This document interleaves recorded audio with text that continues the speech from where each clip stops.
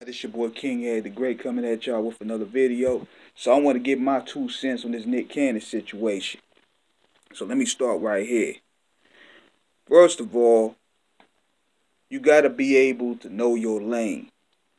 See, what happened with Nick Cannon, he didn't really have a lane. He tried rapping. It didn't work out. People see him as a cornball. He tried acting. Hollywood wasn't really cutting them deals like that. So he found another lane in wilding out. And he's done great with it. He's excelled in that lane. But the main lanes that people really look at are Hollywood and music. And he was seen as a cornball in those. And it seemed to me that he tapped into this whole woke wave thinking that it was going to give him some acceptance. Then you see him going at Eminem, even though him and Eminem have a 10-year rivalry. He thought that he could finally get the black people on his side, the base that he really wanted on his side by going at M so hard. Like when he brought up the tapes of Eminem calling black women the B word, he thought that that was his come up right there to get the acceptance that he want from that audience. But come to find out, nobody take Nick Cannon seriously as a rapper. So he gets on this podcast, which is dope. He's inviting a lot of these hit figures like Dame Dash, Professor Griff, Tariq Nasheed, Reza Islam, and he excelled in the lane at that. So he brings Professor Griff on, and we all know how Professor Griff is. This is where Nick Cannon should have done his homework. Like, you really don't know how Griff is. Griff is a very headstrong brother. And I know people that interviewed him and said it could be a tough interview at times. You got to really bring it. So he brings Griff on the show. And what he should have done, because this is the challenge of standing out and doing interviews. You cannot really get involved with the conversation. I remember when I had Spider Loco on my show, and Spider was going at everybody. And sometimes you get sucked into it. So I withdrew myself away from that because that's his issues with Spider. Whatever Spider says on the show is not a reflection of how we feel about G Unit or Game or Buck or whoever he was dissing. So it seemed to me he was trying to impress Griff. He was trying to impress Griff, and he was trying to kick that knowledge like he called it Muhammad or something, not knowing his lane. So he felt a sort of way. He got the pat on his back. He probably felt he got the acceptance that he wanted. But then that's when he got that phone call. That's when they tapped him on that shoulder. I don't know what was said.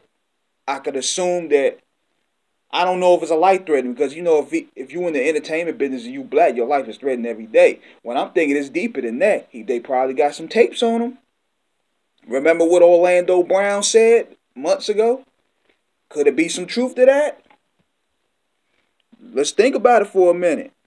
Because for this man to do a 180 like he did, and all of a sudden just apologize, deleting everything pertaining to the minister, deleting everything to Tariq Nasheed, Reza Islam, and all these other people, something had to be really serious. But what he should have done, he should have did it in a strategic manner. He should have went ahead and invited a rabbi. Put a rabbi on his show, or anybody representing the JDL that can educate Nick or talk to him, and so we could get a better understanding between this whole thing between the blacks and Jews. But then he does a tweet. Then he's upset with black people, calling him a sellout. Dude, you had everybody with you. You threw them people under the bus. You threw us under the bus to satisfy the people that's really hating on you. You curled up like a cheese doodle, dude. You dropped the ball. Don't get mad at black people, because black people were riding with you, dude. We were riding with you. You had Diddy giving you a deal. I don't know if it's black owned or not, but he reached out. Everybody reached out. Yeah, you had the Dwayne Wades and all them. They punked out. But You had people on your side. So you curled up like that, man. And what do you expect? What do you expect, man? So this should be a lesson learned, man. Like, look, when you tackling big boy topics, you better be equipped for what's standing in the fire. Because it's not pretty. He should have known that. He got a little too comfortable. So where does he go from here? Yeah, he have his money. But what good is it if you can't speak your mind? What good is having $70 million if you can't express yourself and say how you really feel? I mean, people talk about the bag, the money, whatever. But at the same time, what good is it? He don't have that FU money. That money is tied into the people that's actually cutting his checks. The same people that he offended are cutting his checks. That's the reality of it. None of these guys are really independent. They're not really independent at all. So, yeah, I wish him the best. We just disappointed. And we just hoping that for once somebody could stand their ground. So, let me know what you guys think. This is King Ed the Great signing out. Holla at your boy.